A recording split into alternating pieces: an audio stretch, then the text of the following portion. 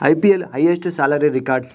IPL అంటేనే cricket కాకుండా కాసులు కురిపించే ఈవెంట్, క్రికెటర్లకు భారీగా వేతనాలిచ్చే వేదిక. ఈ జాబితాలో భారత ఆటగాళ్లు తొలి 4 స్థానాల్లో ఉండడం ఈ లీగ్లో దేశీయ సూపర్ స్టార్ల ప్రాధాన్యతను స్పష్టం చేస్తోంది. 2026 సీజన్ వరకు ఆటగాళ్లు అందుకున్న సాలరీస్ ఆధారంగా అత్యధిక ఆదాయం పొందిన క్రికెటర్ల జాబితాను ఓసారి చూద్దాం. నెంబర్ 1లో రోహిత్ శర్మ 210.9 కోట్లు. భారత క్రికెట్ జట్టు మాజీ కెప్టెన్, ముంబై ఇండియన్స్ ని 5 సార్లు టైటిల్ విజేతగా నిలిపిన మాజీ సారథి రోహిత్ శర్మ ఈ జాబితాలో అగ్రస్థానంలో ఉన్నాడు. లీగ్ లో ఆయన సుదీర్ఘకాలం నాయకత్వం, స్థిరమైన ప్రదర్శనతో ఇంత భారీ మొత్తాన్ని అందుకున్నాడు.